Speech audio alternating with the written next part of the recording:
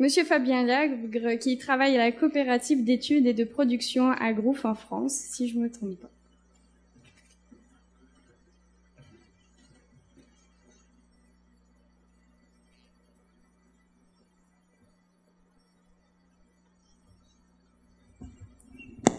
Ben, merci beaucoup de cette invitation, surtout à cette période de l'année, parce que la dernière fois que j'étais venu, donc c'était une invitation de l'équipe d'Alain Olivier, et c'était, comment dire, ils avaient été un petit peu vaches parce qu'ils m'avaient invité en pleine période des moustiques, et quand on avait été justement visiter les plantations de ginseng dans les érablières, c'était, voilà, j'étais pas peut-être trop habitué, alors que là, en ce moment, les moustiques, c'est pas trop, disons que c'est pas trop gênant, on peut dormir les fenêtres ouvertes, c'est pas trop gênant, quoi, hein.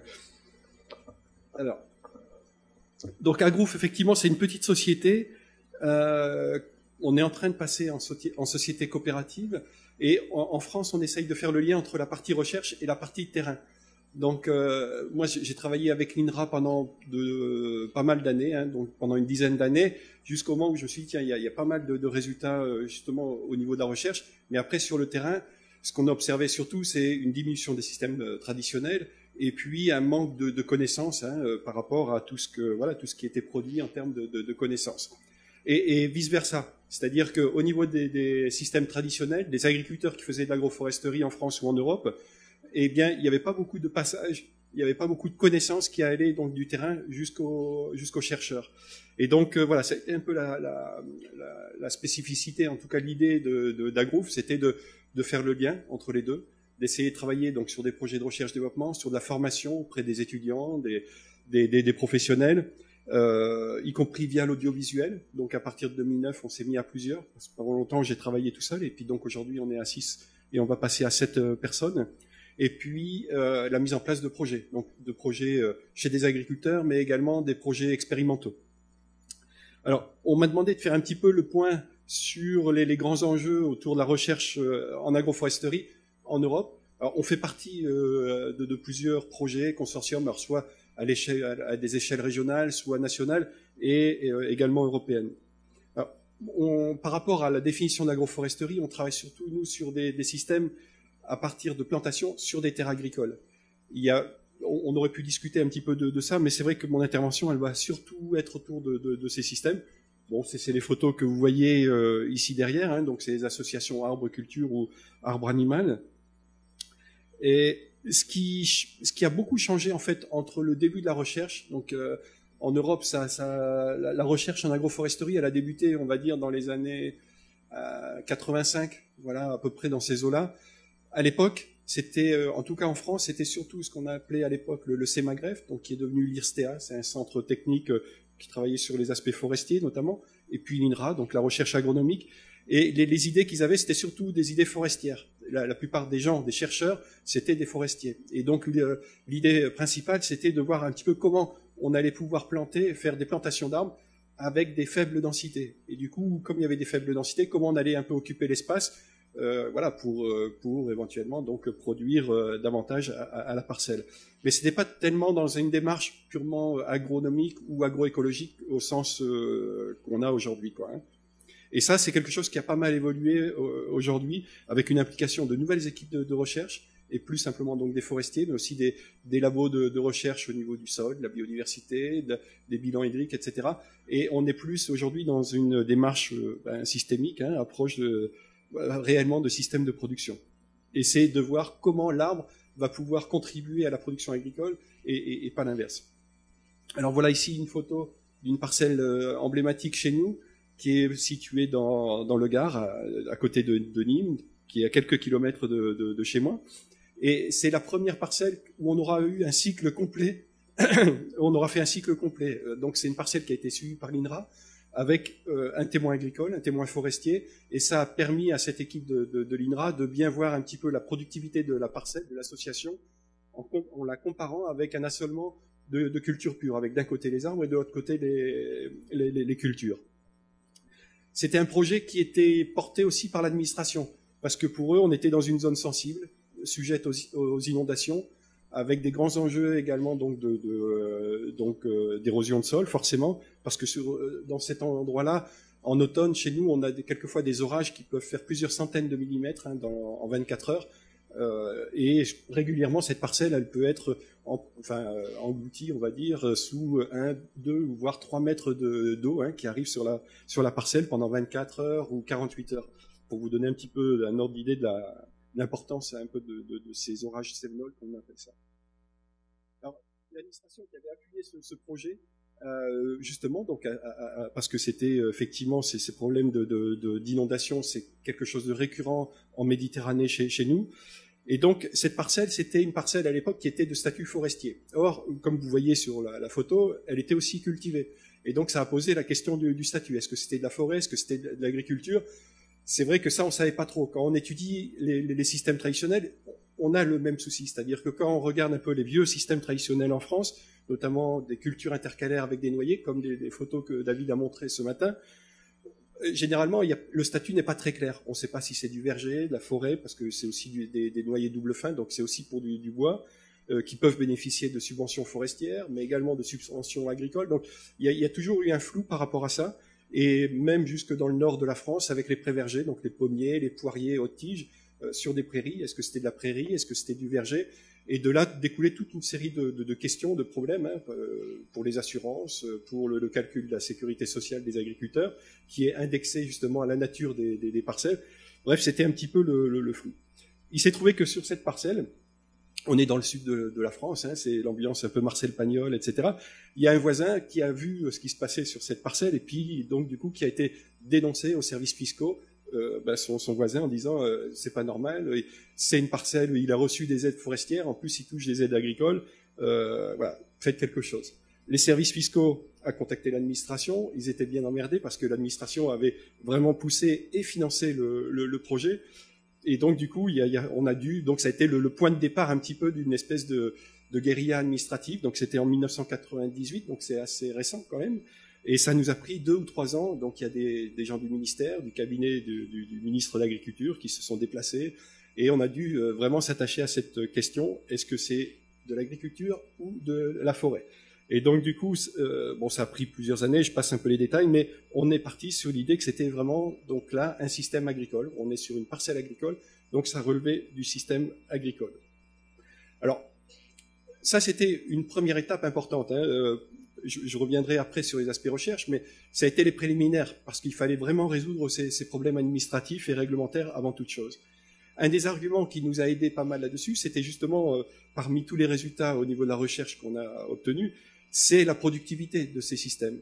Donc là, par exemple, sur cette parcelle que je viens de vous montrer, je vous ai dit, on a été jusqu'à la coupe des arbres, donc on a coupé les arbres il y a 2 ans maintenant, et on a pu montrer, alors qu'on est sur un système avec une forte densité d'arbres, on est à peu près à 140 peupliers à l'hectare, 16 mètres entre les lignes, donc 140 peupliers.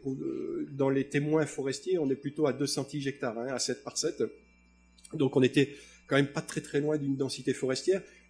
Ça, c'était la dernière année de récolte, et puis après, il y a eu 4-5 ans de production fourragère. On n'a pas pu continuer donc de culture de céréales, parce que l'ombre était trop forte dans cette parcelle. Et donc, sur cette parcelle, on a mesuré que l'association arbre-culture avait produit 34% de biomasse en plus, grains plus bois, par rapport à la situation où on aurait séparé d'un côté les arbres et de l'autre côté les cultures. Ça s'explique parce qu'on avait des arbres qui ont poussé beaucoup plus vite et de manière beaucoup plus régulière. Les troncs avaient 30% de plus par rapport aux témoins forestiers, forestier plutôt boisement de terre agricole, on va dire. Et puis, on avait quand même cultivé au moins, sur plus de 50% de la rotation, ce qui était pas mal, encore une fois, compte tenu de la densité. Pour vous donner un ordre d'idée, la taille des peupliers qu'on a coupés, quand on les a coupés, ils faisaient 31-32 mètres, donc 16 mètres, c'est-à-dire qu'ils faisaient 2 fois la hauteur de la bande cultivée. Donc voilà, c'était, en termes de compétition pour la lumière, on était vraiment là dans des aspects un peu défavorables. Et puis sur d'autres parcelles, comme ici, qui sont relativement denses également, mais avec d'autres essences, comme du noyer ou du merisier, on a été jusqu'à 60%. C'est-à-dire qu'avec une centaine d'hectares agroforestiers, on produit l'équivalent de 160 hectares de biomasse arborée et de grandes cultures. Et ça a été un des arguments auprès de la profession agricole, au niveau des chambres d'agriculture, qui nous a permis vraiment de faire avancer les choses. Alors voilà, par exemple, ici, David en a un petit peu parlé ce matin, mais tu as montré d'ailleurs une photo. ici, à gauche, c'est les racines du peuplier agroforestier, et à droite, c'est le peuplier forestier. Et vous voyez que ce sont exactement les mêmes clones de peupliers, mais un a connu les cultures intercalaires, et l'autre, il a connu en fait des herbages annuels, hein, comme ça, ce qui se fait assez souvent dans les peupleraies pures. Et vous voyez que pour le peuplier pur, toutes les racines se concentrent entre 0 et 1 mètre à peu près, hein, de profondeur. Alors que pour le peuplier agroforestier, on est vraiment, en fait, le faisceau racinaire commence véritablement à partir d'1 mètre de profondeur. On a quelques racines un petit peu en hauteur, mais qui sont sur la ligne des arbres. Vous avez quasiment un tronc qui s'est formé en fait, hein, en souterrain. Et donc là, les racines vont entre 1 mètre et 3 mètres de profondeur. Là, on a coupé. Donc c'est un peu les photos qu'on a vues là où ils désherbaient, enfin ils déracinaient avec un couteau à air. Donc on enlève 10 cm par 10 cm et on compte toutes les racines qu'on va rencontrer en fait, hein, jusqu'à 3-4 mètres de profondeur. Donc vous voyez que au niveau du diamètre, on a bien effectivement 30% de plus. Et si on fait le profil racinaire, donc voilà effectivement ce qu'on obtient. Alors c'est quelque chose qu'on a obtenu donc pour du merisier, pour du chêne, pour du noyer, pour du peuplier, en France, en Espagne et en Angleterre. Et vous voyez que donc ça, ce profil racinaire, il est important pour nous parce qu'effectivement, de là va découler toute une série d'applications au niveau développement, en termes d'impact sur l'activité biologique du sol, en termes d'impact sur les bilans azote dans ce genre de système, et en termes de compétition, hein, entre l'arbre et la culture par rapport à ces questions de rendement de la culture intercalaire. En parallèle donc de toutes ces mobilisations, j'allais dire au niveau national, le ministère nous avait clairement demandé aussi de nous organiser. Parce qu'on était un petit groupe de techniciens, chercheurs, agriculteurs, à aller demander au ministère donc une réforme de la politique agricole commune pour que l'agroforesterie puisse être reconnue à l'intérieur. Et donc on nous a dit, bon ben voilà, il faudrait que vous puissiez être reconnus dans l'association. C'est ce qu'on a fait. On a créé en 2007 l'Association française d'agroforesterie, une association un peu technique. Et puis, dans la foulée, on a créé l'Association française des arbres et champêtres, qui est une association qui regroupe tous les acteurs de territoire qui travaillent sur l'arbre.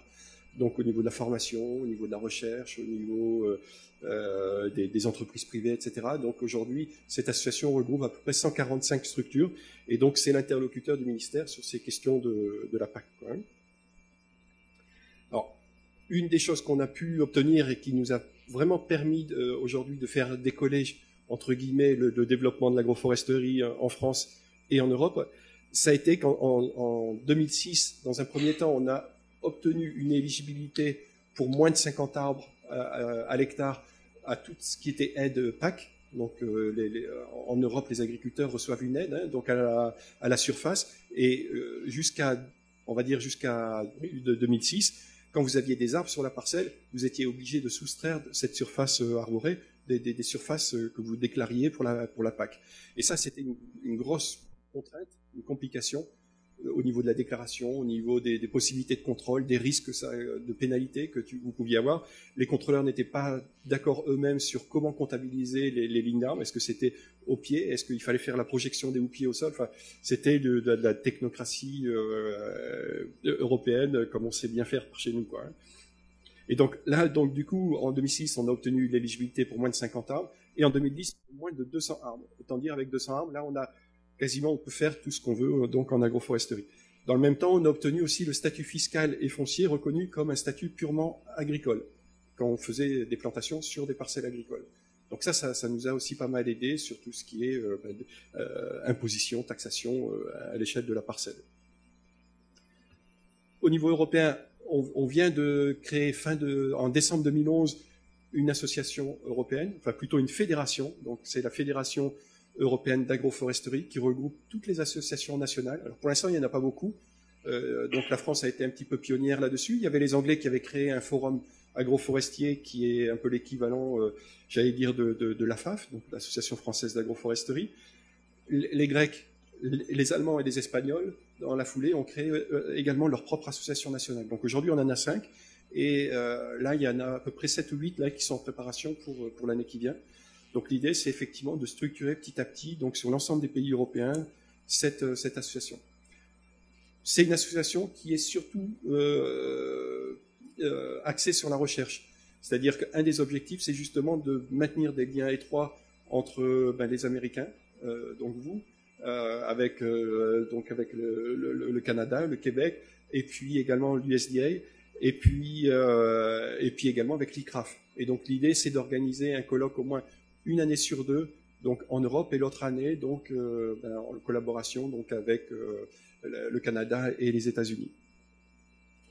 Alors, je ne sais pas où ça en est, mais apparemment, quand on est membre de la FAF, on est membre de droit de l'association américaine et vice-versa. Donc, ça va très loin dans les collaborations. Donc, suite à ça, ça nous a permis effectivement d'impulser un petit peu un développement sur le terrain, donc de l'agroforesterie. Alors, quand j'étais venu en 2007, j'avais montré un petit peu des résultats d'enquête qu'on avait fait sur le terrain, un petit peu comme ce que David nous a montré ce matin. Et effectivement, on avait un peu le même type de résultats. C'est-à-dire, chaque fois qu'on faisait des enquêtes, et on en fait encore aujourd'hui, on avait toujours finalement un pourcentage assez élevé de gens qui étaient prêts à se lancer dans l'agroforesterie, généralement de l'ordre de 30% pour la France. À l'échelle européenne, on arrive à peu près à 50%. Il y a un gradient en fait entre le nord et la Méditerranée, c'est-à-dire que plus vous montez dans le nord, plus petit est le pourcentage. On est entre 15 et 20% de gens intéressés par l'agroforesterie. Et quand vous descendez jusqu'en Espagne ou en Grèce, là, on peut aller jusqu'à 90% de gens intéressés par mettre en place un projet agroforestier sur leur exploitation. Donc après, toute la question, c'est comment, au niveau de la recherche-développement, on accompagne un petit peu ce mouvement. Alors depuis 2006, on a à peu près 500 projets qui se sont mis en place en France, ce qui représente, on en est maintenant à peu près à 10 000 hectares d'agroforesterie. Alors c'est pas beaucoup par rapport à la surface agricole française, hein, bien entendu, mais on part de là où on est parti. Finalement, c'est quand même, ça commence à devenir intéressant. Alors ça devient intéressant parce que c'est plus simplement une question de chercheurs, c'est aussi une question aujourd'hui d'agriculteurs qui se sont appropriés cette notion d'agroforesterie et qui l'adaptent aussi par rapport à leur propre système de production. Alors, souvent, on nous pose la question par rapport à l'agriculture biologique, l'agriculture conventionnelle, raisonnée, l'agriculture. J'ai dormi avec les fenêtres ouvertes, je me suis pas rendu compte de la température. Mais et donc forcément, donc quand on commence à travailler avec les agriculteurs, il y a plusieurs paramètres qu'il faut prendre en ligne de compte. Et le premier, c'est le travail du sol et la gestion de la fertilisation. Car un des intérêts justement de l'agroforesterie et de l'impact de l'arbre sur le système, c'est bien justement sur les bilans carbone et les bilans azote et les potentiels de fertilisation, les processus d'humification du sol et comment ça va se gérer au niveau de l'exploitation. Et ça, jusqu'à présent, c'était simplement réservé un petit peu à quelques chercheurs, j'allais dire, au niveau européen. Et maintenant, on a des associations d'agriculteurs qui commencent à s'approprier ce concept et donc à réfléchir donc à des systèmes agroforestiers qui seront pas les mêmes si vous labourez comme ici en haut à gauche, si vous faites du semis direct en haut à droite, où vous passez de l'herbicide et puis après vous passez donc un coup de semoir, ou des semis sous couvert. Donc là où vous essayez, l'objectif c'est de ne pas utiliser d'herbicide, mais de développer des couverts végétaux sur votre parcelle et semer par-dessus, jusqu'à des systèmes un peu plus améliorés, un petit peu comme ce qu'on a pu voir avec les exemples de la pocatière, c'est-à-dire que sur les lignes, on va essayer donc de faire des arbres pour le bois d'œuvre, mais également en intercalaire, donc faire des arbustes ou des arbres qu'on va recéper pour faire du bois ramé fragmenté, pourquoi pas, ou de la biomasse à d'autres fins de production. Et donc voilà, aujourd'hui, on a un petit peu tous ces projets qui se mettent en place. Un des résultats qu'on a eu, qui a aussi initié, nourri un petit peu cette réflexion, c'est donc cette parcelle qui est ici, donc en Charente-Maritime. On a vu des photos aussi un peu ce matin. C'est un agriculteur qui est un peu pionnier en France en agroforesterie. Il s'est lancé en agroforesterie sur 62 hectares de son exploitation il y a 35 ans. Alors son exploitation, elle fait 150 hectares, donc il y a une grosse partie qui est en culture pure. Et donc après, sur la partie agroforestière, il y a du noyer, alors différents types de noyers, noyers hybrides, noyers noirs, noyers communs, des merisiers et quelques mélèzes. Alors, c'est une parcelle qu'on connaît bien avec David. Quand il était étudiant, on avait mesuré, alors c'était, à l'époque, les arbres avaient 25 ans. C'était la première fois qu'on mesurait le rendement sur cette parcelle. Et c'est une parcelle qui est intéressante parce que justement, il y a le témoin agricole. Donc, ça nous permet de voir 25 ans ou 35 ans après, la partie agricole, mais sans les arbres, par rapport à la partie, agroforestière avec les arbres. Et puis, il a 35 ans, il a planté aussi un témoin forestier. Il a fait un boisement sur une dizaine d'hectares. C'est la bande qu'on voit un petit peu entre le taillis de chêne et puis la partie agroforesterie. Donc il a fait un boisement, donc avec les mêmes essences, les mêmes arbres, plantés au même moment. Mais donc là, on a des arbres qui n'ont jamais connu de culture. Et puis donc vous avez ce taillis de chêne, donc toutes les parcelles sont issues de ces taillis de chêne qui ont été déboisés pour être mis en culture. Et là, par exemple, ce qu'on a fait, c'est donc des analyses de sol, entre autres. On a fait plusieurs types de mesures. On a mesuré les arbres, etc.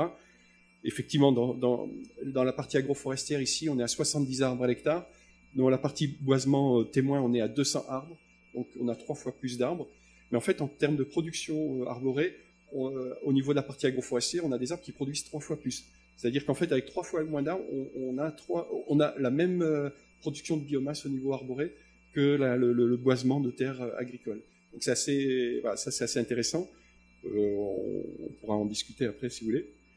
Mais là, si je regarde l'évolution, par exemple, du taux de matière organique, dans le taillis de chêne, donc les parcelles d'origine, on était avec des taux de matière organique de 8,9.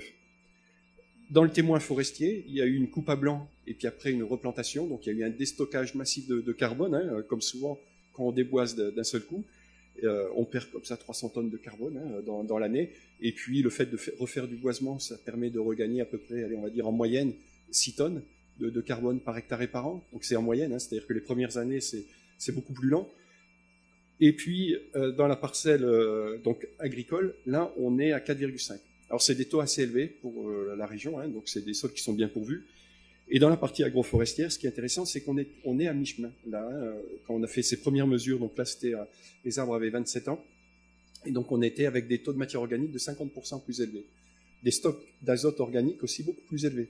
Et donc c'est là où ça commence à devenir intéressant, c'est qu'est-ce qu'on fait avec ce stock d'azote organique, et dans quelle mesure ça va nous permettre de mieux gérer la fertilisation, c'est-à-dire de diminuer tout ce qui est azote minéral, qui coûte de plus en plus cher et qui pose aussi des problèmes en termes de bilan nitrate.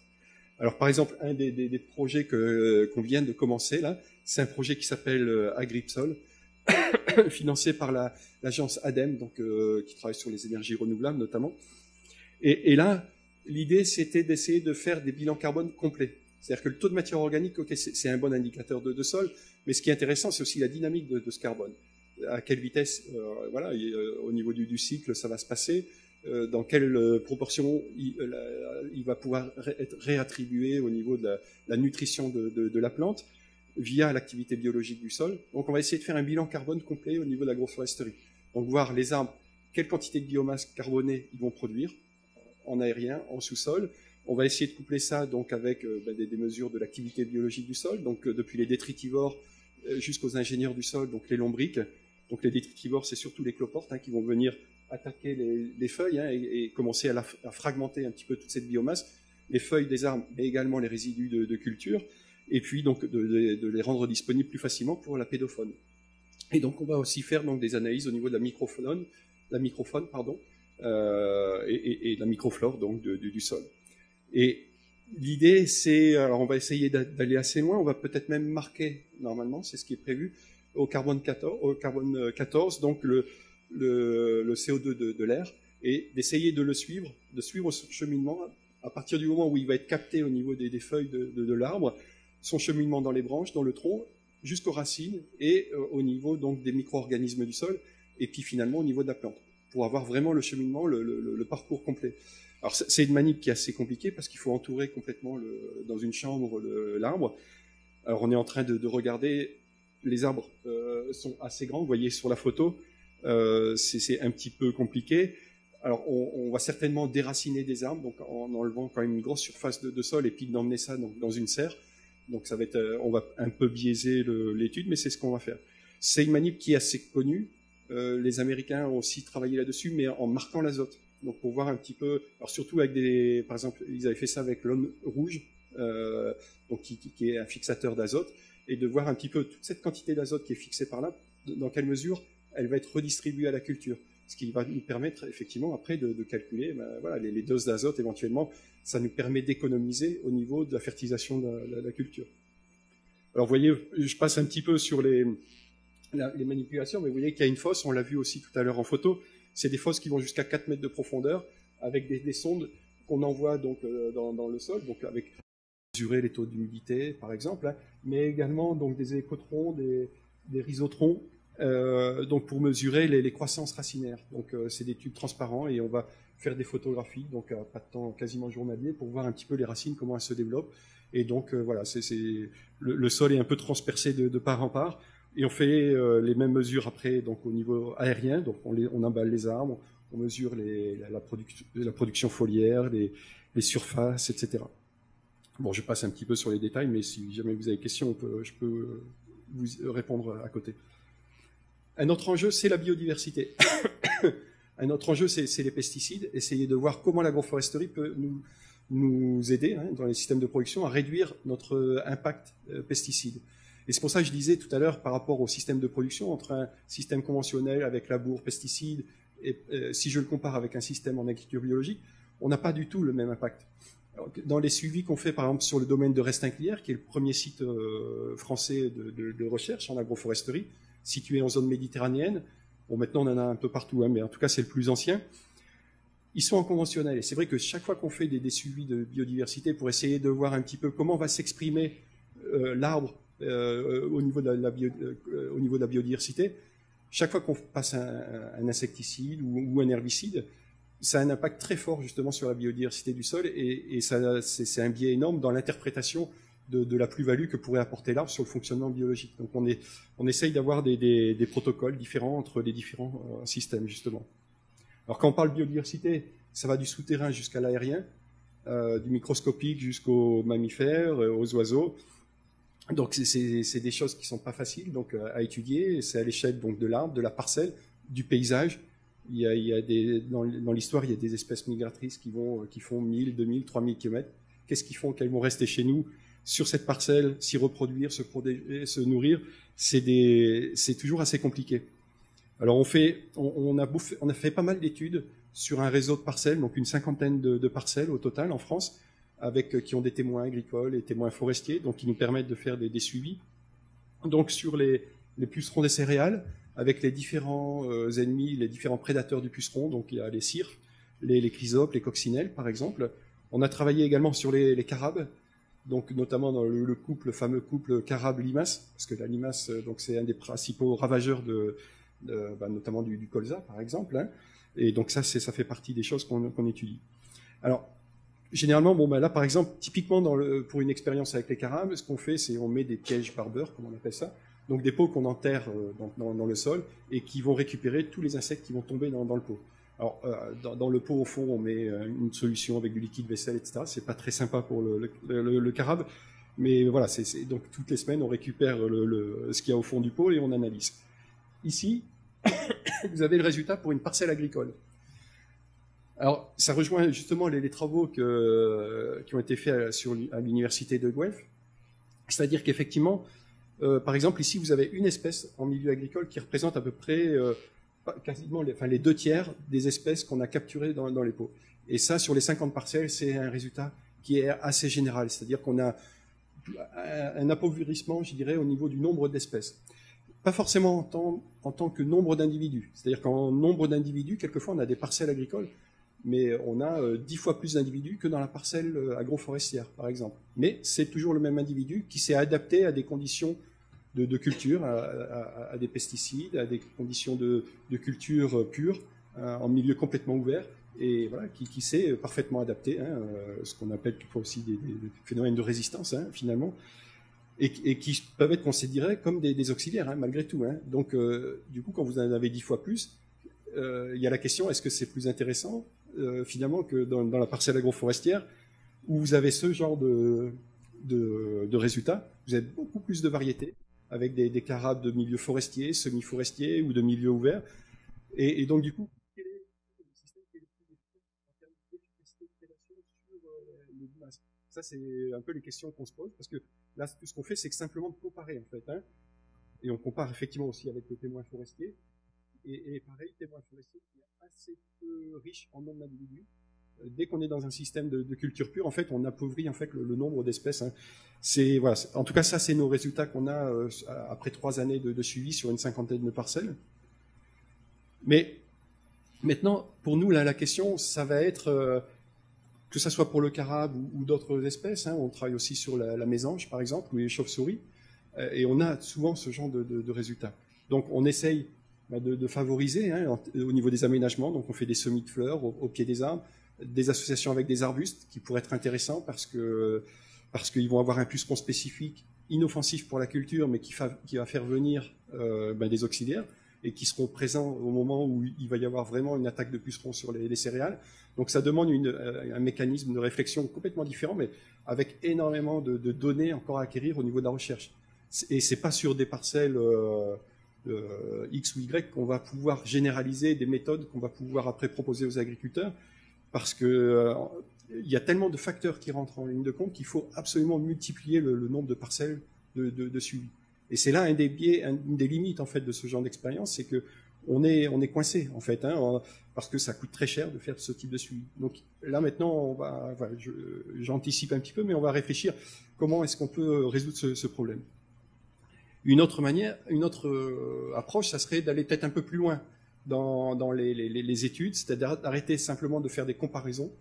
Mais, alors, quelquefois, moi, la nuit, j'en rêve par rapport à ça, c'est-à-dire de ces mésanges, par exemple, que vous connaissez, les mésanges, donc bleus, jaunes, noirs, très jolis oiseaux, les carabes qui sont un petit peu, qui sont assez jolis aussi, souvent avec des carapaces dorées, etc. Donc la nuit, c'est vrai que je rêve qu'on puisse leur ouvrir le ventre pour voir un peu ce qu'ils ont mangé, quoi, pour pouvoir après voir l'efficacité de la prédation, en fait, pour répondre à cette question. Est-ce que vraiment c'est efficace? Est-ce que vraiment ils mangent des ravageurs ou des auxiliaires? Alors, bon, il y a d'autres solutions, plutôt que simplement de les égorger ou de les éventrer. C'est qu'aujourd'hui, il y a des techniques, par exemple, de prélèvement de lymphe, et donc on fait des analyses ADN. Donc ça coûte un petit peu cher au démarrage, mais après, une fois qu'on a mis en place ce principe, on peut tout à fait en fait généraliser assez facilement.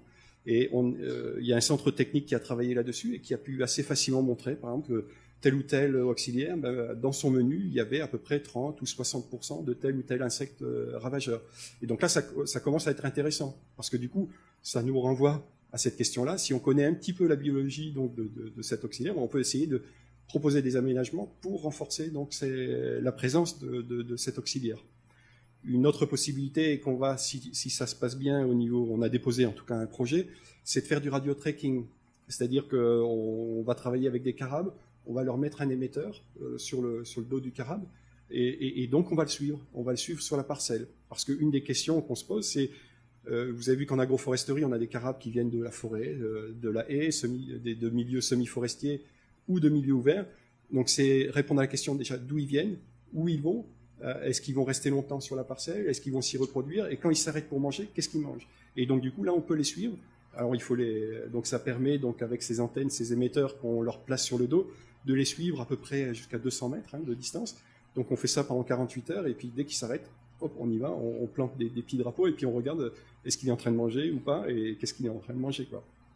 Donc ça fait partie des choses au niveau technologique qu'on n'avait pas du tout il y a 10 ans, et qui aujourd'hui changent peut-être la donne au niveau de la recherche, quoi, Donc on n'est pas obligé d'éventrer forcément.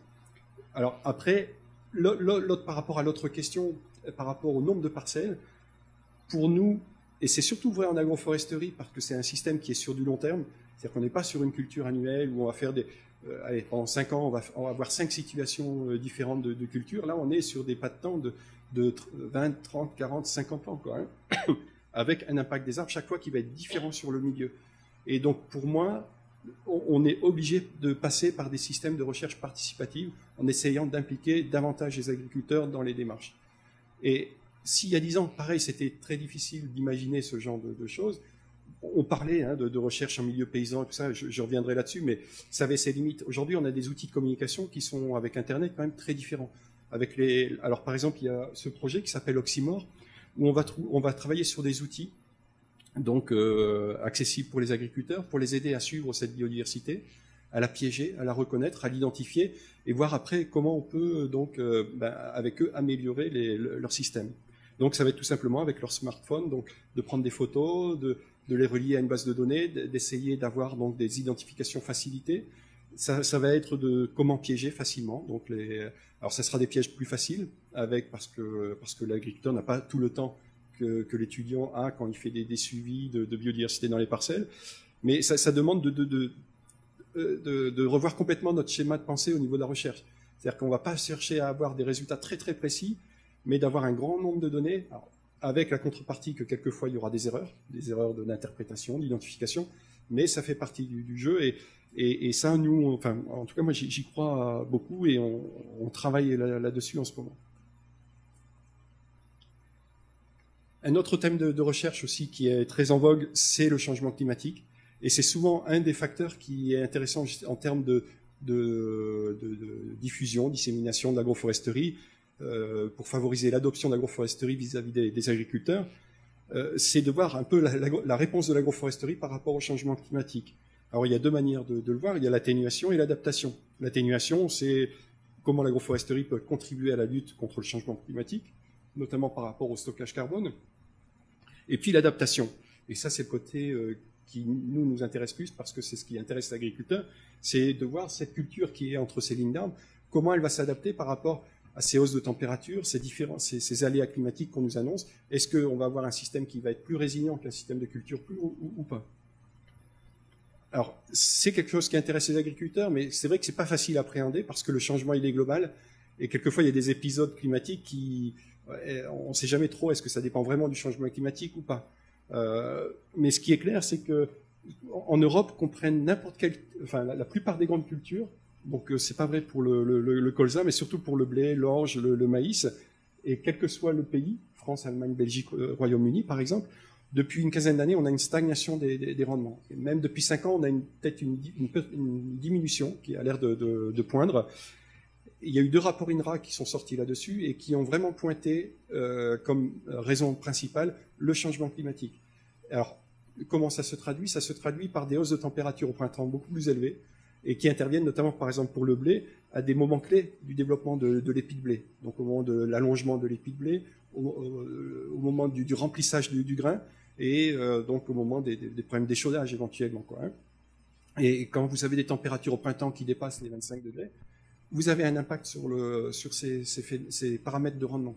Et dès que si ça dépasse les 35 degrés, alors là, vous pouvez mettre vraiment en danger la production de votre parcelle. Or, quand on regarde les fréquences de température, et notamment par rapport à ces questions de 30 degrés, on a des températures de plus en plus élevées. Et ça, c'est dans toute l'Europe.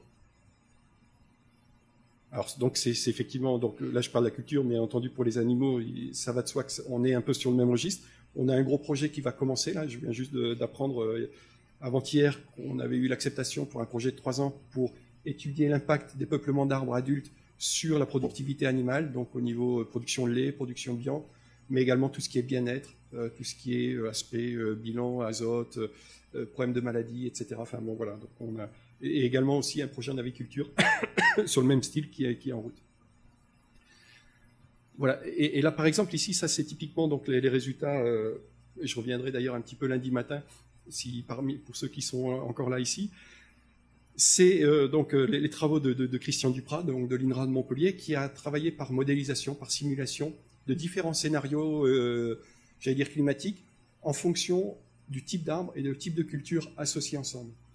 Alors, du type d'arbre, c'est du noyer, mais c'est un noyer précoce et un noyer tardif. Le noyer, c'est un arbre qui fait beaucoup d'ombre. Mais si c'est un arbre agroforestier, chez nous, c'est un arbre qui est utilisé en agroforesterie depuis l'époque des Romains et même avant, c'est parce qu'il fait ses feuilles très tardivement dans l'année. Et donc, il fait ses feuilles au mois d'avril, hein, fin avril, quelquefois, début mai. Et donc, c'est un moment où la culture de céréales se met à l'automne. Et bien, il y a une bonne complémentarité, puisque la céréale, vous allez la récolter fin juin, début juillet. Donc, il y a juste... Voilà, il n'y a pas beaucoup de compétition pour la lumière entre les deux composantes. Mais vous avez des noyers qui peuvent être encore plus tardifs, qui peuvent faire leurs feuilles au mois de juin. Donc on les appelle les noyers de la Saint-Jean. Donc là, au mois de juin, on est vraiment sur... là, il n'y a quasiment pas de compétition, j'allais dire, pour la lumière. Et pareil pour le blé. Alors là, par exemple, on avait travaillé sur du blé dur, donc des blés précoces ou des blés moyens ou tardifs. Et donc voir un petit peu avec ces deux paramètres-là, en les combinant, ça fait 6 classes. Alors les couleurs, c'est pas que lui, mais donc en bas, donc normalement rouge, orange, c'est les noyers précoces, et en bleu, c'est les noyers tardifs. À droite, c'est l'index de récolte, qui dépend de plusieurs facteurs, notamment le nombre de grains, la réduction du stress pendant le remplissage du grain et la durée de remplissage du grain. En fait, on voit par le nombre de grains, en fait, en gros, c'est la compétition pour la lumière. Hein, la compétition pour la lumière, elle va impacter directement le nombre de grains. C'est ce qui fait effectivement diminuer le rendement quand vous avez trop d'arbres à l'hectare ou quand ils sont trop mal élagués ou mal suivis. Et donc, bon, alors, bien entendu, il y a c'est pas toujours systématique, hein, il y a quand même, en fait, quand les points se situent au-dessus du trait noir, le rendement de la culture intercalaire est supérieur au rendement de la culture pure, du témoin. Donc, vous voyez, il y a quand même des cas où, finalement, on peut avoir des rendements en agroforesterie supérieurs en cas de forte température, hein, en tout cas sur ce paramètre. Et par rapport à la durée de remplissage du grain et la réduction du stress pendant le remplissage du grain, et vous vous rappelez, c'est vraiment les deux facteurs principaux par rapport à l'impact du changement climatique sur le rendement des cultures. En fait, quasiment tous les systèmes en agroforesterie sont bien adaptés à ça, à ce problème de changement climatique et de hausse de température au printemps, en fait. Hein. Donc, il va y avoir une espèce de microclimat qui va se créer et qui va jouer plutôt en faveur donc, des systèmes agroforestiers. Ce qui veut dire qu'en année normale, vous allez avoir plus de la compétition. En année un peu difficile, qui est liée au changement climatique, eh bien, on va avoir finalement donc un impact positif. Alors, c'est quelque chose qui c'est pas vraiment une surprise non plus. Hein. Je veux dire, si on descend en Méditerranée ou même en Afrique soudano-guinéenne, si l'agroforesterie est tellement développée, c'est justement pour cet effet microclimat. Alors là, ils ont travaillé surtout sur le partage des ressources, eau, lumière, nutriments. L'aspect biologique n'est pas pris en compte. Nous, on y a travaillé de notre côté. Et quand on a fait les analyses de sol, par exemple, on montre sur la même parcelle que je vous ai montré tout à l'heure, qu'on a beaucoup plus d'endomycorhizes au niveau des racines de la culture intercalaire par rapport à la culture pure. On a quasiment 2 à 3 fois plus de mycorhizes. Et ça aussi, c'est un facteur de résistance de la culture. C'est-à-dire qu'elle résiste beaucoup plus aux aléas climatiques, elle se nourrit mieux, elle est moins sujette à maladies. Et effectivement, c'est des choses qu'on remarque et qui contribuent aussi, en fait, hein, à cette résilience par rapport au changement climatique. Alors là, maintenant, les gros travaux qui vont commencer, dont certains ont commencé, c'est d'essayer de voir est-ce qu'on ne peut pas adapter la sélection génétique à l'agroforesterie. Jusqu'à présent, ça ne s'est jamais fait. Il y avait donc, ça c'était une photo aux États-Unis, donc une sélection fourragère donc adaptée à des plantations de résineux, mais on n'a jamais eu de sélection variétale du blé, maïs ou d'une culture fourragère adaptée à l'agroforesterie. Et de fait, quand on fait des comparaisons de rendement, finalement on désavantage un petit peu l'agroforesterie parce qu'on a des variétés adaptées à la pleine lumière avec des hauts niveaux d'intrants et pas du tout adaptées à des conditions un peu plus rustiques. C'est exactement le même problème qu'on a en agriculture biologique. Hein. Vous prenez une variété végétale de céréales qui a été sélectionnée en système conventionnel, vous la ramenez, vous la produisez en système bio, souvent vous allez avoir des problèmes de rendement. Et pareil pour les animaux, hein. Vous prenez une pie noire qui fait plus de 10 millilitres de lait, vous la mettez en système bio, elle va un peu souffrir, quoi. Voilà, donc ça c'est vraiment une question importante à avoir. Et pareil pour les arbres. Donc tout à l'heure je vous parlais, par exemple là c'est un noyer justement typiquement de la Saint-Jean. Vous voyez que les autres arbres ils ont déjà fait leurs feuilles. Le blé est déjà bien en place, on ne le voit pas très bien sur la photo, mais donc il y aurait aussi des possibilités de sélectionner des arbres adaptés à l'agroforesterie. Et ça depuis 2 ans, l'INRA d'Orléans travaille là-dessus. Donc on travaille sur du cormier pour faire des arbres qui feraient beaucoup de fleurs. Et donc ça, c'est par rapport aux pollinisateurs, par rapport aux cirques, donc par rapport aux pucerons des céréales. On travaille sur la sélection autour du merisier pour avoir des merisiers qui souffrent pas des coups de chaleur comme on peut avoir pour les merisiers qui ont été sélectionnés pour être produits en pleine forêt et plutôt à l'ombre. Et alors on a des merisiers qui poussent très bien, mais dès que vous les mettez en situation un peu isolée, ils souffrent des coups de chaleur. Donc il faut revenir un petit peu à d'autres paramètres de sélection.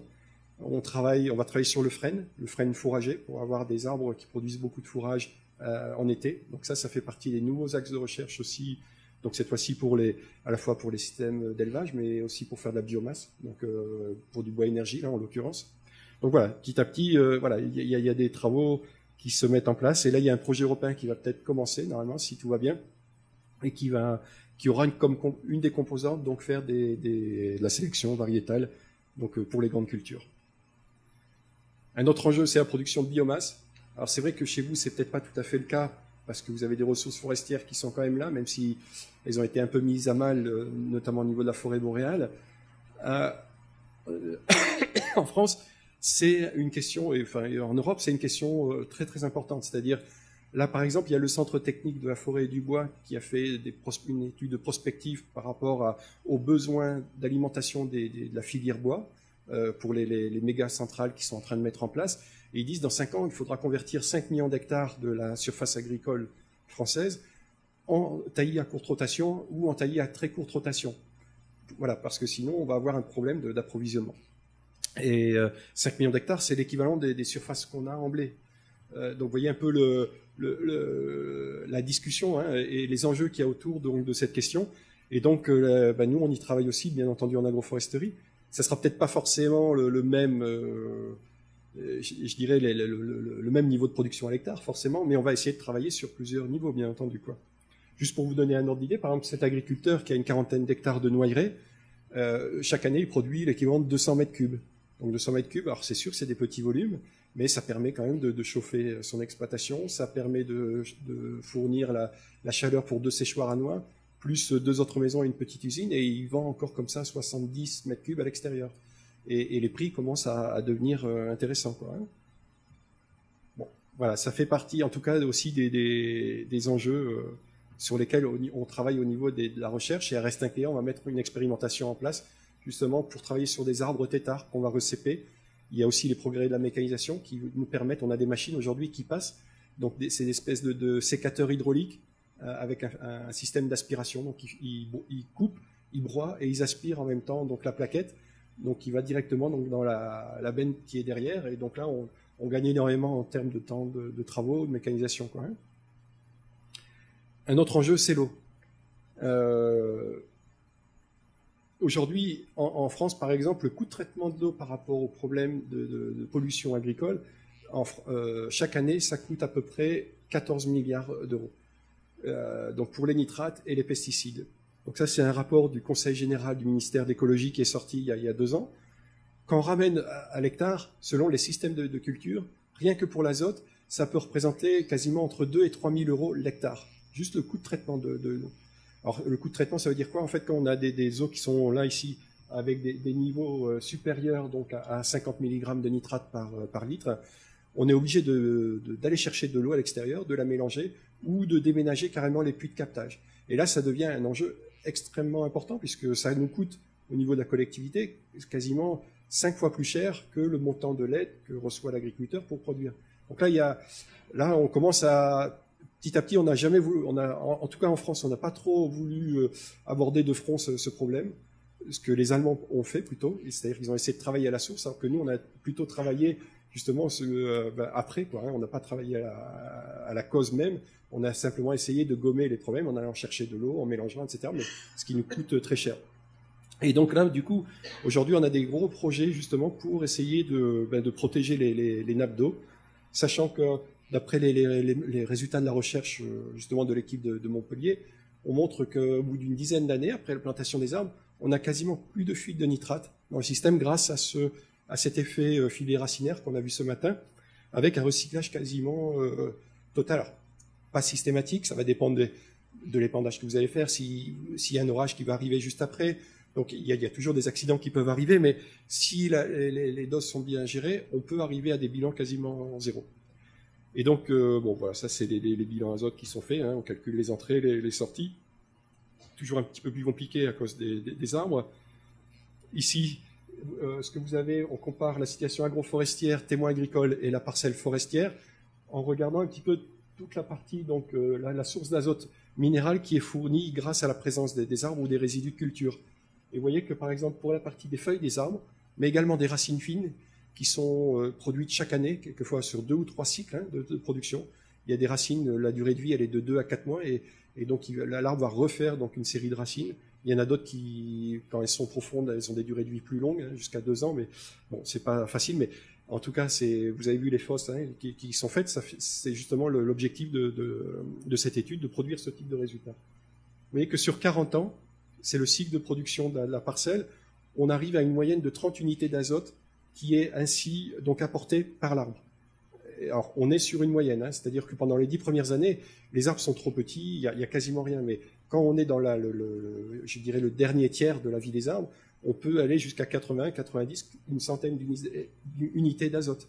Et donc ce stock d'azote organique, eh bien, toute la question, c'est effectivement, c'est ce que je disais tout à l'heure, c'est comment on va essayer de l'utiliser pour mieux fertiliser la culture, quoi, hein. Donc ça fait. Il y a l'aspect recherche, donc avec les cycles de l'azote, comme je disais, où on va essayer de marquer l'azote. Et puis vous avez les essais sur le terrain, hein, avec l'agriculteur, où on va faire différentes doses d'azote, donc de 0 dose, 50 unités, 100, 150 unités, et puis on va comparer avec ou sans arbre, et puis avec des techniques de labour, non labour, des techniques de broyage de branches qu'on va épandre sur le sol, et puis petit à petit on va essayer d'affiner, en fait, hein, avoir une approche plus pratique, plus terrain, quoi, hein. Et donc, ces résultats, pour nous, c'est un des facteurs de développement de l'agroforesterie qui sont très importants. C'est-à-dire que, en gros, on a deux types de facteurs, hein, de développement de l'agroforesterie. Vous avez les facteurs qui sont propres à l'agriculteur et puis ceux qui sont propres à, j'allais dire, à la collectivité. Donc, au niveau de l'agriculteur, c'est la qualité des sols, c'est les auxiliaires et puis les aspects économiques, hein, production. C'est un peu les trois gros ensembles, hein, je dirais. Après, il y a le paysage, il y a le bien-être, il y a des choses comme ça. Mais je dirais au niveau agroéconomique, ça serait ces trois enjeux-là. Au niveau de la collectivité, c'est la trame verte et bleue, ce qu'on appelle chez nous. Donc c'est les corridors biologiques, hein, on en a parlé un petit peu ce matin. Mais c'est surtout, donc, par exemple, cette histoire de la qualité de l'eau. Et c'est tellement important que, par exemple, là, on a un gros projet, donc avec Agrouf et la ville de Paris pour protéger l'ensemble des bassins de captage de la ville de Paris, donc qui alimentent les 10 millions d'habitants de la ville de Paris. Donc là, c'est un gros travail également de recherche, parce que voilà comment on s'y prend. Parce que c'est vrai que voilà, vous avez là, par exemple, on a commencé avec 2 bassins de captage sur les 6. Ça concerne à peu près 1000 agriculteurs. Donc comment faire pour aller les convaincre? Donc ça passe par un travail d'enquête, d'animation, de communication. C'est des enjeux, des thèmes qui sont souvent conflictuels. Par exemple, sur ces zones-là, les agriculteurs nous disent on est à 150-200 km de Paris, hein, pour vous donner un peu un ordre d'idée de jusqu'où ils doivent aller chercher l'eau. Les gens disent c'est Paris qui vient nous voler l'eau. Donc déjà, il y a quelquefois des problèmes de cet ordre-là. Il y a les agriculteurs qui disent mais c'est pas nous qui polluons. Il y a les chambres d'agriculture qui essayent de prendre l'argent de l'agence de l'eau ou d'eau de Paris, qui prélèvent une taxe sur la vente des produits agricoles. Donc c'est un sujet justement qui est un peu sensible et douloureux selon de quel côté on se place. Après, vous avez les environnementalistes, vous avez l'administration. Et par exemple, l'administration, quand on leur parle d'agroforesterie, donc quand on a fait la réunion de lancement, eux, ils nous ont dit c'est bon, on n'a qu'à obliger les agriculteurs à faire de l'agroforesterie. Est-ce qu'il faut obliger les agriculteurs à faire de l'agroforesterie? Moi, je pense que non. C'est-à-dire qu'il faut que les agriculteurs adoptent l'agroforesterie par rapport à une démarche agroécologique, par rapport à une démarche économique, mais pas du tout pour une obligation XY, comme ça se fait souvent au niveau de la politique agricole commune d'ailleurs, hein, ou dans la conditionnalité, c'est-à-dire les conditions qu'il faut remplir pour obtenir les aides. Très souvent, il faut mettre 3, 4, 7% de votre surface agricole en systèmes environnementaux, notamment les arbres. Et moi, je suis persuadé que c'est pas la bonne méthode pour justement sensibiliser ces agriculteurs à qui on a appris pendant 50 ans à produire sans les arbres. C'est-à-dire on leur a, à tous les niveaux, hein, au niveau du conseil technique, au niveau de l'administration, des statuts fiscaux, au niveau de la recherche, tout le monde était plutôt sur la culture pure. Donc voilà, donc ça demande en fait toute une démarche et qui, au niveau socio-économique, voilà, ça demande de réfléchir, de bien travailler sur la communication et d'explorer toutes les pistes. Bon, on pourrait en parler. Alors juste pour vous donner un petit ordre d'idée, c'est vrai que souvent dans ces zones, dans ces bassins de captage, ce qui avait été préconisé jusqu'à présent, c'était l'agriculture biologique. Mais souvent, ça concerne qu'un pourcentage assez faible d'agriculteurs. Et c'est le problème justement de ces agences de l'eau ou des syndicats d'adduction d'eau, c'est qu'eux, ils voudraient toucher le plus grand nombre d'agriculteurs et toucher notamment ceux qui sont réfractaires. Et donc, par exemple, là, on a fait pas mal d'enquêtes, donc à Haute-Paris, mais également dans d'autres régions, hein, au Nord-Pas-de-Calais, puis chez nous, donc à Anduze, donc dans le sud de la France, pardon. Et par exemple, dans les enquêtes qu'on faisait, on s'est amusé à faire 3 types d'agriculteurs. Vous aviez l'agriculteur qui est sensibilisé à ces questions d'eau et qui adapte ses pratiques par rapport à ça. Donc c'est souvent les agriculteurs qui sont en bio. Donc dans cette enquête, par exemple, c'était 100% de l'échantillon était en bio, hein, pour le groupe numéro 1.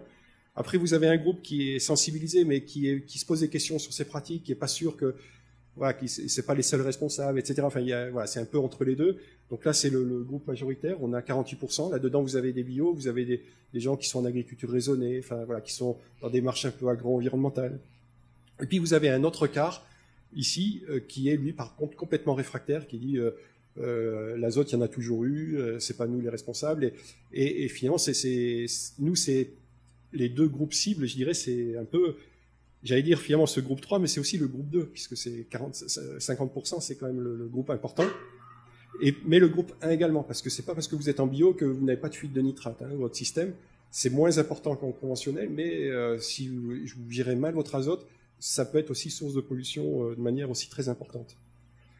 Alors quand on demande à tout le monde l'intérêt par rapport à l'agroforesterie, c'est ce qu'on disait tout à l'heure, c'est en gros on a à peu près un tiers d'agriculteurs intéressés, un tiers entre les deux, et un tiers pas trop intéressés, non pas du tout intéressés. Et si on regarde ça groupe par groupe, effectivement dans le groupe 1, entre les motivés et puis les indécis, on a à peu près effectivement les deux tiers, mais cette proportion entre les deux groupes, elle est exactement pareille dans les trois groupes. Alors, bien entendu, on a beaucoup plus de motivés dans le groupe 1 que dans le groupe des réfractaires, le groupe 3, mais on a quand même les deux tiers des agriculteurs qui se disent, ben ouais, pourquoi pas faire de l'agroforesterie. Et là, donc, ça veut dire qu'on a vraiment un champ d'action beaucoup plus important que par rapport à l'agriculture biologique, par exemple. Alors, nous, les questions un petit peu qu'on se pose maintenant, j'en ai un petit peu parlé là au niveau de la présentation, mais c'est que si on réfléchit à l'agroforesterie comme un système agroécologiquement intensif, c'est vrai que ça demande de remettre en cause beaucoup de concepts, de manières de travailler, notamment avec les agriculteurs. Ça demande de travailler sur la biologie des sols, ce qui n'est peut-être pas toujours évident. Sur la biodiversité, vous avez vu un peu les questions que ça pose. Ça pose la question des moyens. Ça coûte très cher et c'est souvent insuffisant par rapport à tout ce qu'on pourrait faire. Et là, on a vraiment un problème, un besoin de mutualiser toutes ces ressources au niveau déjà des chercheurs entre eux, de créer des groupes de recherche collaboratifs, participatifs, je dirais, entre eux. Et puis aussi le lien avec les agriculteurs et les techniciens. On est sur un système sur le long terme. Et donc c'est vrai que c'est une démarche qui n'a absolument rien à voir. On en a aussi un peu parlé tout au long de la journée, mais c'est vrai qu'on ne cherche pas le rendement maximum cette année ou l'année prochaine, mais le rendement moyen le plus haut possible, mais le plus longtemps possible. Et c'est une gestion non pas du risque zéro, mais du risque minimum. Et c'est vrai que c'est une approche aussi qui est complètement différente et qui demande aussi de prendre le temps aussi, hein, de bien travailler. Pas forcément, par exemple, d'essayer de faire des arbres qui poussent le plus rapidement possible, parce que souvent, ça va peut-être compliquer les choses. C'est-à-dire que c'est des arbres qui vont pomper plus d'eau, qui vont avoir besoin de plus de nutriments, qui vont peut-être faire plus de concurrence aussi, peut-être pas toujours bien adaptés. C'est-à-dire qu'il faut aussi savoir travailler avec les essences locales, de bien composer avec l'environnement proche des parcelles quand on fait des aménagements un peu de ce type-là. Alors, je ne dis pas qu'il faut faire que ça, hein, mais en tout cas, de bien faire attention à ces choses-là.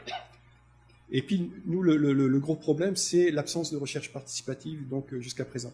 Alors, c'est vrai que j'entends quelquefois des chercheurs qui disent « Oui, mais moi, je fais déjà de la recherche participative avec des agriculteurs. » En fait, ce qui a été fait jusqu'à présent, c'était effectivement de mettre en place des parcelles chez les agriculteurs.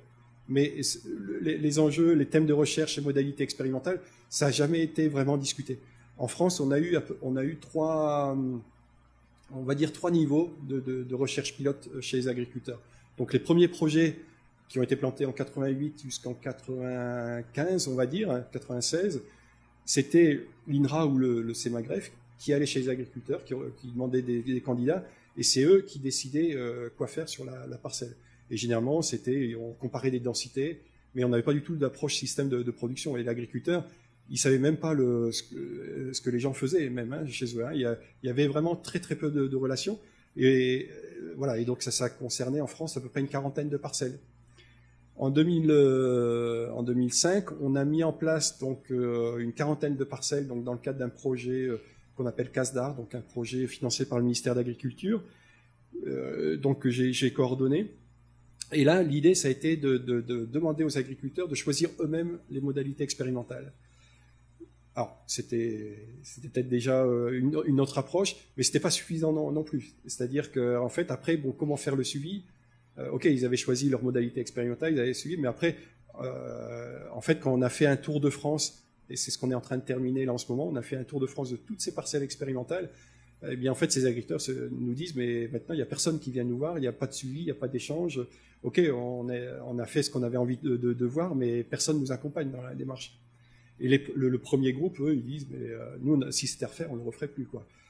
Et puis, il y a le troisième groupe qui est, en fait, les agriculteurs eux-mêmes, qui s'organisent, qui font leurs propres expérimentations, et on commence à en avoir. En France, il y a une association qui s'appelle BASE, qui devient européenne d'ailleurs. Donc BASE, à l'époque, ça s'appelait Bretagne Agriculture, Sol, Environnement. Et aujourd'hui, comme ça a essaimé dans toute la France et donc maintenant en Angleterre également, mais également aussi en lien avec des agriculteurs au Brésil et aux États-Unis. Donc c'est tout ce qui est agriculture de conservation, donc de non-labour, etc. Et eux, le principe de base, qui s'appelle maintenant biologie, agriculture, sol, environnement, c'est d'être complètement indépendant de financement public ou privé, et c'est d'organiser des rencontres sur le champ avec les agriculteurs eux-mêmes, et tout est payant. C'est-à-dire qu'un agriculteur qui va à ce genre de réunion, il paye, et l'argent sert à payer le déplacement de 2, 3, 4 intervenants extérieurs, quelquefois étrangers, pour discuter. Là, notamment, par exemple, il y a l'équipe de Odette Ménard, donc qui vient du Québec, qui travaille sur les lombriques, voilà, qui régulièrement, il lui paye le billet pour échanger sur l'impact du travail du sol par rapport aux populations lombriciennes. Et depuis cette année, on a créé un base agroforesterie.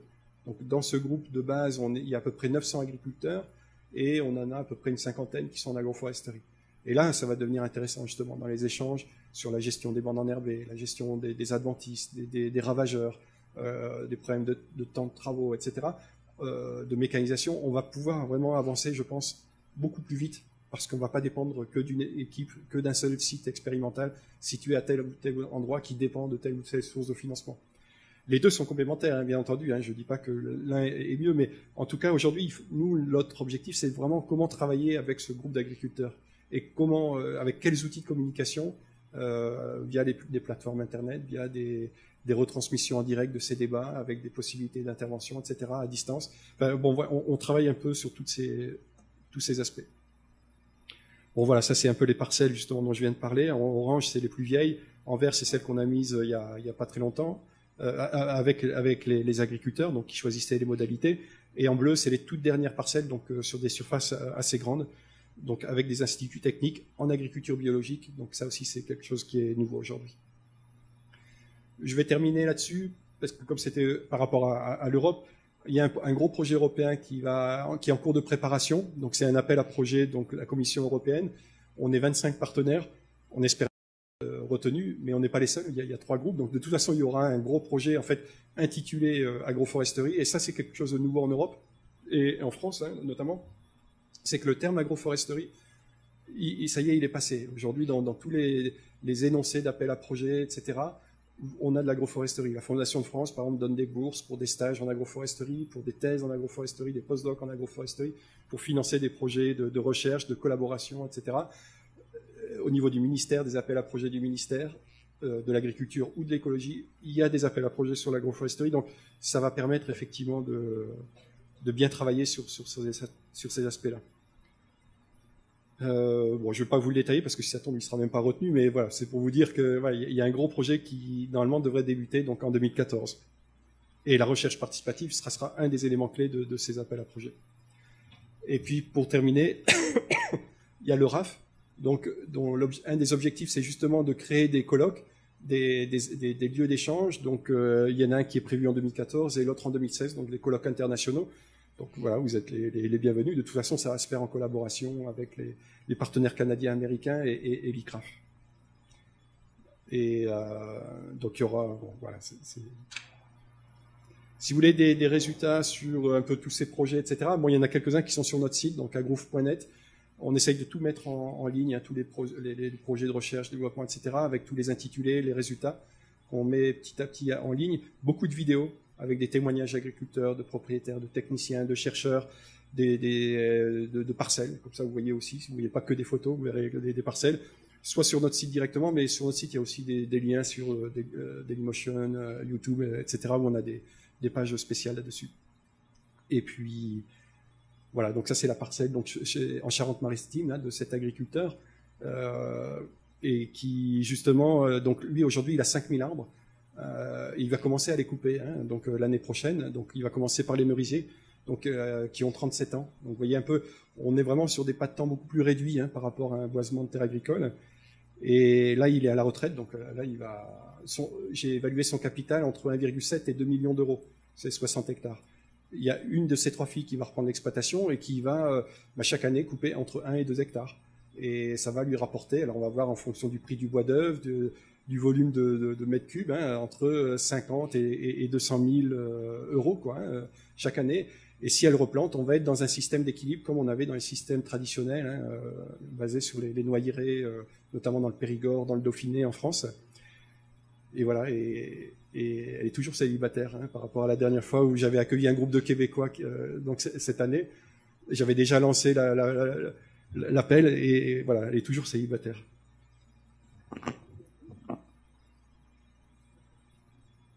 Est-ce que vous avez des questions?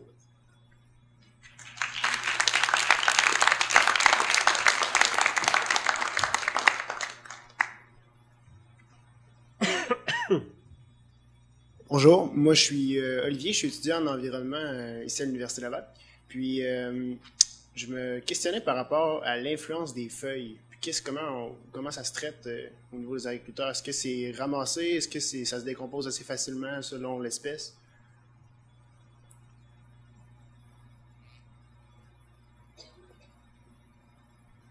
Ben, en fait, l'impact des feuilles, ça dépend beaucoup des années. Là, par exemple, sur cette photo, donc c'est une photo donc juste à l'automne. Il y a eu un coup de froid et puis voilà, une pluie est très forte. Et en fait, toutes les feuilles sont tombées juste au pied de l'arbre. Mais autant vous allez avoir une année avec un automne assez doux, avec assez venté, et puis vous allez avoir les feuilles sur toute la parcelle. Généralement, ça pose pas trop de problèmes. Il y a qu'avec du colza on a eu qui est assez sensible au niveau de la germination, et on a quelquefois quelques petits problèmes de germination. Mais tout ce qui est pour céréales à paille, c'est pas du tout un problème. Et en fait, ce que nous on observe là-dedans, tout à l'heure j'ai parlé des détritivores, donc des cloportes notamment, c'est que dans les parcelles agroforestières, on a une quantité de cloportes qui n'a absolument rien à voir avec une parcelle témoin agricole sans arbres. Par exemple, dans celle de Vézénorbe, dans le Gard, là où je vous ai montré les racines des arbres, l'année précédente, on avait fait des suivis détritivores donc dans la parcelle, et donc en comparaison avec le témoin agricole et forestier. Dans le témoin agricole, sans arbre, on avait obtenu 8 cloportes dans les pièges. C'est les pots qu'on met à la surface du sol, hein, exactement comme pour les carabes. Et dans la parcelle agroforestière, on était à peu près à 38 000. Donc vous voyez, là, ça n'avait absolument rien à voir. Et d'ailleurs, les résultats de David là, à Guelph le montraient aussi. Les détritivores, alors c'était pas dans les mêmes proportions, mais c'était énorme aussi. Et ça l'impact est vraiment intéressant justement par rapport à l'enrichissement en matière organique et en processus d'humidification du sol. Hein, ça c'est clair, quoi. Alors après, on peut essayer de travailler avec d'autres essences, par exemple le robinier. Ça pourrait faire des feuilles beaucoup plus petites, mais aussi qui ont des teneurs en azote intéressantes. Hein. On peut s'amuser aussi à couper. Alors par exemple, cet agriculteur, donc comme je disais, il est passé avec un lamier. Il a mis les branches par terre, il a tout broyé. Donc c'est aussi un petit peu alors je crois que c'était Alain qui nous avait montré ça. Donc avec les Leucéna, les techniques qui avaient été mises au point par l'ICRAF, qui n'ont jamais vraiment bien marché hein, d'ailleurs, hein, parce que ça demande beaucoup de temps de travail. Bon, là lui, il l'a fait sur ses 60 hectares en 2 jours, parce qu'il est passé avec un lamier à 6 mètres de hauteur, un broyeur à axe horizontal. Il est passé là-dessus, voilà. Et ça permet aussi finalement, on fait du BRF un petit peu. Sans le savoir, quoi. Enfin, sans le savoir. On le sait, mais...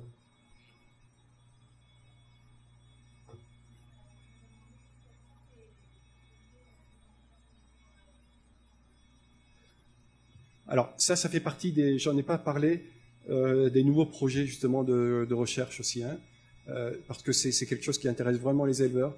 Alors, eux, le changement climatique, ils le voient aussi, hein, au niveau, par exemple, l'été. Bon, déjà, le dessèchement des prairies l'été. Par exemple, sur ces parcelles qu'on a ici, donc c'était les toutes premières parcelles qu'on avait mises en place. Donc maintenant, qui ont des arbres qui ont 25 ans, on a un décalage dans le dessèchement de l'herbe entre 2 et 4 semaines. Et même dans des conditions du nord, hein, dans le Nord-Pas-de-Calais, donc avec des climats beaucoup plus doux et océaniques, mais maritimes en tout cas, il y a aussi un impact très fort. Et puis après, donc il y a ça, et puis après par rapport au changement climatique, bien entendu, quoi, hein. Et puis après, c'est l'impact sur les animaux. Là, par exemple, quand j'avais fait cette photo, c'était assez marrant, mais là, je pouvais pas le montrer, mais c'est une parcelle qui est en pente avec une centaine d'arbres à l'hectare, et sous chaque arbre, il y avait entre 2 et 3, 4 moutons, quoi, hein, qui étaient à l'ombre des arbres. Et ça a un impact très fort. Ils ont moins besoin d'eau, donc c'est des économies pour l'éleveur. C'est un meilleur bien-être, moins de frais vétérinaires. On observe la même chose avec les volailles, avec les poules, les parcours qui sont aujourd'hui des obligations pour tout ce qui est label, certification, production biologique. Mais des parcours sans arbres, les poules n'y vont pas. Et les poules sont des animaux forestiers, quoi, hein. Donc du coup, ça fait partie des nouveaux enjeux au niveau de la recherche. Et par exemple, on a 3 domaines expérimentaux INRA qui développent ça, en tout cas qui sont en train d'y réfléchir sérieusement. Il y a le domaine expérimental notamment de Roquefort, donc qui produit le fromage, hein. Et donc là, on va convertir une centaine d'hectares en agroforesterie. Et puis sur 2 autres parcelles, donc plus dans l'ouest, en Poitou-Charentes, et puis dans la région centre. Et là, l'idée, c'est de voir comment les arbres vont participer à la gestion du système sylvopastoral. Et donc, on va retravailler sur la notion d'arbres fourragers, donc feuilles et fruits, et donc en faisant de la sélection génétique, en développant la mécanisation, en essayant d'imaginer donc avec des alignements, donc l'été, de donner à manger aux animaux en passant, hein, tout simplement avec des lamiers, donc les branches tombent par terre, les animaux mangent et les refus, donc on les passe au broyeur, et ça va pour faire soit du bois énergie, soit pour faire de la plaquette pour du paillage, donc pour les loges, pour les lieux de passage pour les animaux. Et voilà, et on essaye d'avoir un peu la triple composante, hein, arbre, animal, culture. Et voilà, et ça, c'est quelque chose qui nous est de plus en plus demandé. Je ne parle pas du bilan carbone aussi, hein, on nous demande de plus en plus de travailler sur les bilans carbone des exploitations. Bon, là, classiquement, on sait que dans ce genre de choses, on est avec des bilans positifs, quoi, hein. On est entre 1 et 4 tonnes de carbone stockées. Ça fait partie, là, le projet Agripsol dont j'ai parlé tout à l'heure. On va essayer justement de quantifier le carbone qui va être stabilisé sur le long terme dans le sol, de la partie du carbone qui va être réinjectée dans l'activité biologique, hein, qui va être réutilisée pour être décomposée au niveau lignine, cellulose, etc. Et cette partie qui va être stabilisée, c'est la partie qui pourrait éventuellement être retenue dans le cadre d'une comptabilisation carbone. Voilà, donc on s'amuse à faire aussi ces calculs-là. C'est pas une fin en soi, c'est simplement éventuellement si jamais il y a une prime carbone, ça viendra en bonus. Enfin moi c'est comme ça que je le vois, parce que j'ai un peu peur des exploitations avec un objectif carbone. Enfin en tout cas des plantations, parce qu'on va mettre de l'eucalyptus OGM monospécifique, et je suis pas sûr que ça soit forcément des bonnes idées, quoi. Enfin on peut en discuter, hein, mais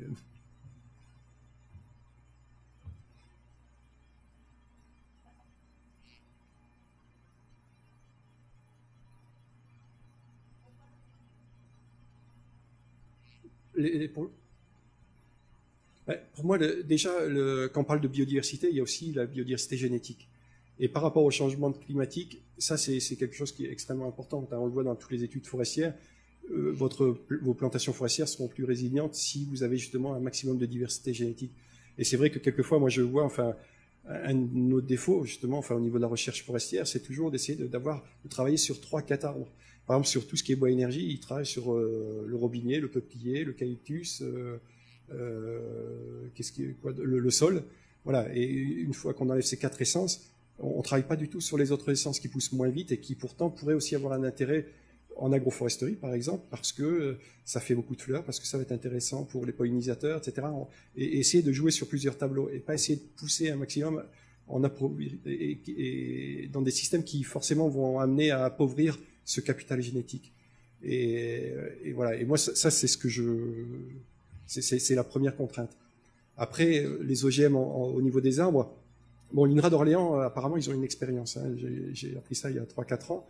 Mais c'est un peu les mêmes OGM qu'on a pour le maïs, c'est-à-dire que c'est des peupliers, en l'occurrence, comme en Chine ils le font beaucoup, des peupliers qui sont résistants aux herbicides, d'une part, donc ça c'est plus de la moitié, et puis qui ont des gènes, donc des terminators, donc voilà, qui les rendent stériles. Et quand on travaille sur des essences d'arbres donc qui sont pérennes, notamment par exemple nous dans la région centre, voilà, il y a ce risque de contamination avec tous ces peupliers endogènes. pour moi, le risque est très élevé. Alors, l'INRA d'Orléans, ils ont dit oui, mais nous, c'est pas risqué parce qu'on contrôle tout. Chaque fois qu'il y a un bourgeon au niveau du peuplier, on l'enlève. Un bourgeon floral. Donc, on l'enlève. Mais je sais pas comment ils font pour enlever les bourgeons qui sont à 25 ou 30 mètres de hauteur, quoi. J'aimerais bien voir s'ils y arrivent vraiment.